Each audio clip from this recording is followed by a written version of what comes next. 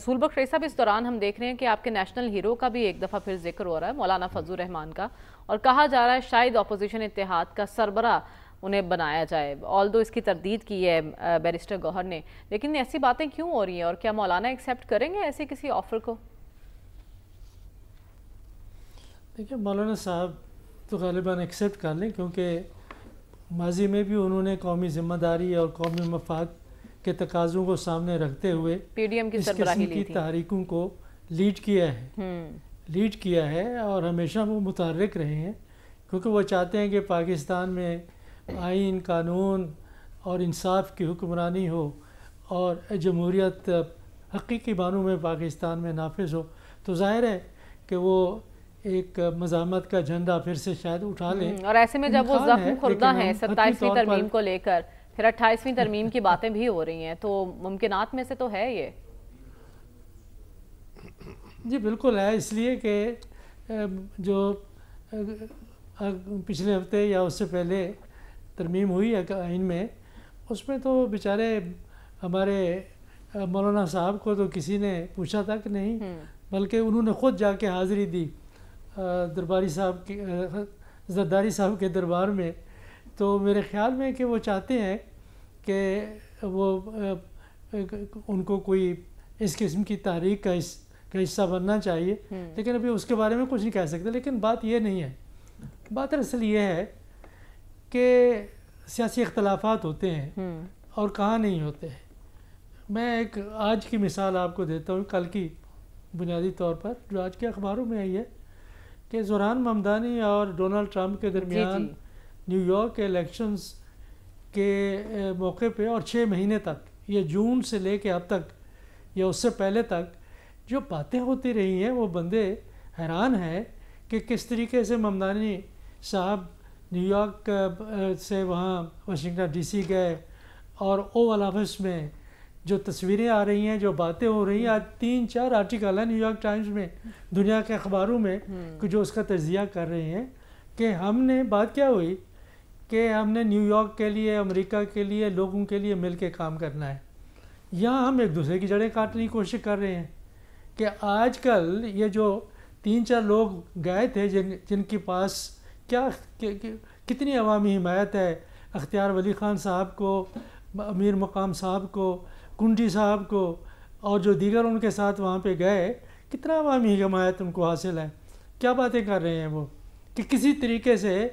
خیبر پختونخوا کو ڈسٹیبلائز کیا جائے۔ وہ پہلے سے ڈسٹیبلائز ہے، پہلے سے لوگ وہاں پہ کشمکش کا شکار ہیں۔ جب آپ گورنر راج کی باتیں کرتے ہیں تو کبھی سوچ لیں کہ ارلی 1970s میں جب بھٹو صاحب کی حکومت آئی تھی تو بلوچستان میں بھی یہی کچھ ہوا تھا۔ اس کا نتیجہ کیا نکلا تھا؟ یہی تھا کہ لوگوں نے ہتھیار اٹھا لیے تھے، اور 6-7 سال تک، جب تک کہ بھٹو صاحب کی حکومت رہی، وہ ہماری فوجیں وہاں پہ لڑتی رہیں۔ تو اس وقت پہلے سے ہی ہم ایک حالت جنگ میں ہیں بارڈر ایریاز میں، اور اگر آپ اس میں خیبر پختونخوا میں حکومت کو ہٹاتے ہیں، کسی بھی طریقے سے ہٹانے کی کوشش کریں، تو اس کے کیا نتائج نکلیں گے؟ ہمدردیاں کس کے ساتھ ہوں گی، کس کے ساتھ ہوں گی؟ تو اس لیے کوئی پاکستان کا سوچے، کوئی عوام کا سوچے۔ ہم جس قسم کی سیاست کے بارے میں پاکستان میں سنتے ہیں، بات کرتے ہیں، سوچتے ہیں، ہر روز روزانہ بیانات آتے ہیں، یہ وہی لوگ ہیں جو بار بار آزمائے گئے ہیں، جو بار بار آتے رہے ہیں، اور ہم نے ان سے امیدیں وابستہ کی ہوئی ہیں۔ سہیل افریدی صاحب ایک نوجوان طبقے کے نمائندہ ہیں، اور یہ دیکھیں، یہ معمولی بات نہیں ہے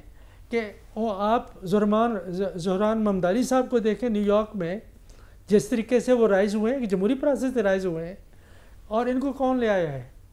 کہ یہ بھی تو عوام کی حمایت سے آئے ہیں، اور پہلی دفعہ ہیں، یہ کوئی کسی موروثی خاندان سے ان کا کوئی تعلق نہیں ہے، کبھی ان کا کوئی باپ دادا سیاست میں نہیں رہا۔ ایسے لوگ اگر کسی طریقے سے جمہوری طریقے سے ووٹ کے ذریعے پاکستان میں آتے ہیں تو ہمیں تو اس کی حوصلہ افزائی کرنی چاہیے، کیونکہ یہ جو ہم بار بار ریسائیکل کر رہے ہیں اپنے موروثی رہنماؤں کو، ان کے پاس کچھ بھی نہیں ہے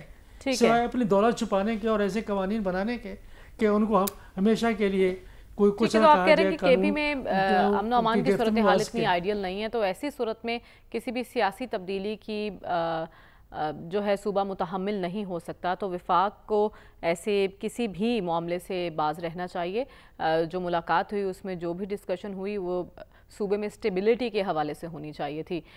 رسول بخش رئیس صاحب، آپ کی نظر میں ایک تو بھارت کا افغان انتظامیہ کی طرف جھکاؤ اتنے مہربان کیوں ہو رہے ہیں، اور دوسرا اگر افغانستان دوسری منڈیاں تلاش کر رہا ہے تجارت کے لیے تو اس سے ان کو فائدہ ہوگا یا نقصان؟ دیکھیں، یہ کوئی نئی بات نہیں ہے کہ 1947 کے بعد سے دہلی اور کابل کا جو بھی وہاں پہ حکومت رہی ہے بڑے قریبی تعلقات رہے ہیں، اور اگر ہم بھی افغانستان کی جگہ پہ ہوتے تو ہم بھی یہی کچھ کرتے کہ ایک ایسی ریاست جس کی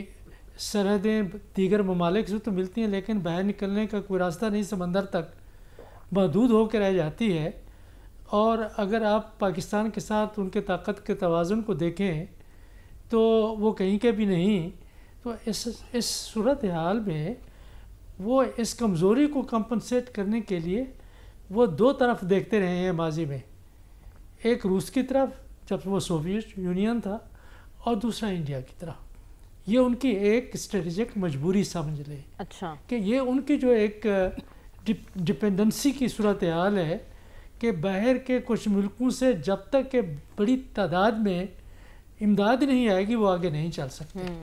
یہ بہت کچھ اس کے بارے میں لکھا جا چکا ہے کہ یہ رینٹیئر اسٹیٹ کا ایک بہت ہی اعلیٰ نمونہ ہے کہ جو ایک لحاظ سے ٹھیکیداری نظام کے تحت چلتی ہے کہ ہم کچھ آپ کے لیے کرنے کے لیے تیار ہیں لیکن ہمیں کچھ آپ کو ادا کرنا چاہیے۔ ٹھیک ہے کہ روس کے ساتھ دیکھیں جو کچھ ان کے تعلقات تھے، پھر ایک دھڑے نے اسی قسم کے تعلقات امریکہ کے ساتھ بنائے اور وہاں پہ طالبان مزاحمت کرتے رہے، ہم ان کے ساتھ رہے۔ تو ہماری ہمیشہ سے ایک پالیسی رہی ہے کہ افغانستان اپنی سرزمین کو ان لوگوں کے لیے نہ رکھے جو پاکستان سے جا کر یہاں پاکستان کے اندر ماضی میں بھی، یہ پہلی دفعہ نہیں ہے کہ ٹی ٹی پی کر رہی ہے،